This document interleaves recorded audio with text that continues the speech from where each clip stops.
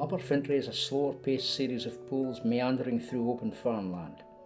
Salmon are caught in this beat every year, but it is as a trout fishery that it excels, particularly in evenings over the summer. Upper Fintray, a left north bank beat, is over 1.5 miles in length, starting above the Hatton of Fintray Road Bridge. If you're looking for a bit of peace and tranquility, Upper Fintray should fit the bill.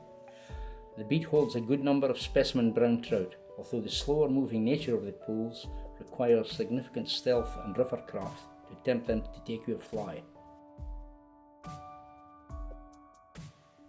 At the very top of the beat, where a small stream enters the river, is a known salmon pool, with the best holding area towards its tail in an area called the Egyptian Pot.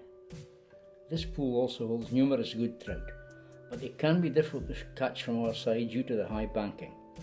It's probably best fished for salmon with a spinning or double-handed fly rod, keeping well back from the side due to recent riverbank erosion. The river turns left at this point and flows down both sides of an island. The fast water at the back of the island, which has deepened over recent years, is a known sea trout hotspot in the early summer. The entire channel on the far side of the island can be very productive, swinging wet flies or nymphs. As the two channels come together at the tail of the island, the river deepens considerably into a large corner pool which holds good numbers of trout, particularly just off the far bank, where they can regularly be seen rising. From this right-hand bend down to the road bridge is the fairly fast-paced deep pool, the Blackburn Pot, which features a burn flowing in on the far bank. While the occasional salmon is landed from this pool, it is the place to target some of the larger resident trout in the evenings when the sedges are hatching. Just below the road bridge is some excellent fly water for both trout and salmon, and fish tend to lie in the deeper water on the far side.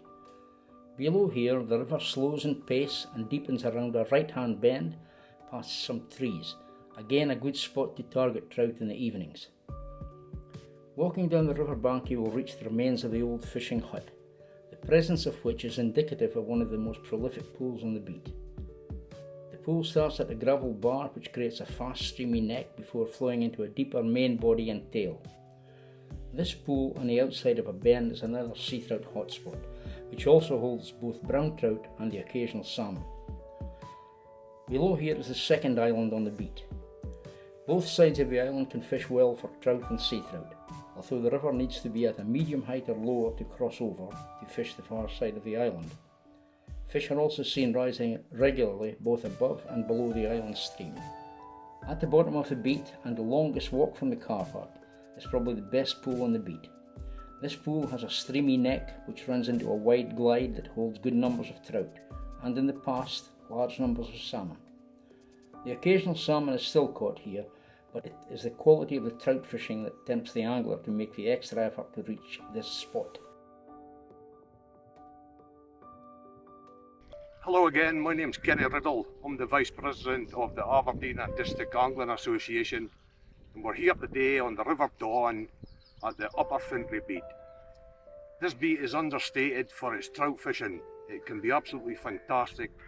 Dry fly fishing, wet fly fishing, especially in the evenings. Later on in the year with sedges, once it gets dark, there's some really nice trout in here. It can be absolutely phenomenal.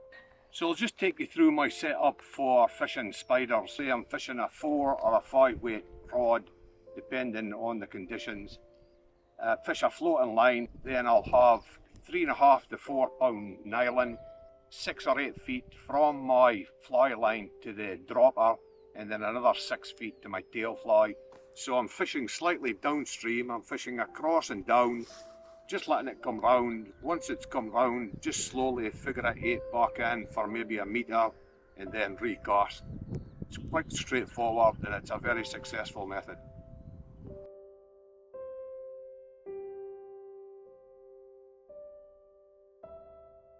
So the dry fly setup is obviously a floating line.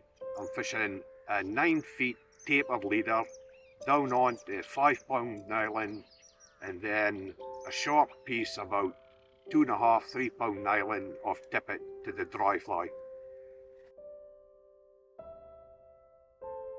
So here are a small selection of the flies that I'd be using when I'm fishing spiders on dries here on the Don.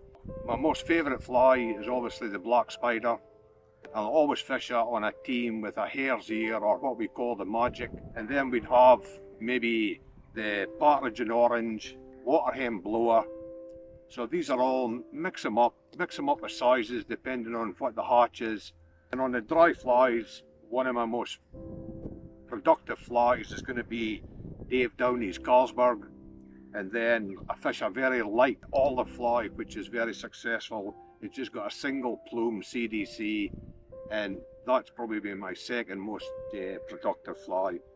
Later on at night, you know, obviously when the conditions are good, the sedges are on the go, and the light starts to go, we're onto the sedges. Shields and dames, loons and quines, mannies and wifies, and Aberdeen in a queen. The fishing's your game. You want to get better value for your seller than membership with the Aberdeen District Angling Association. So come and join us.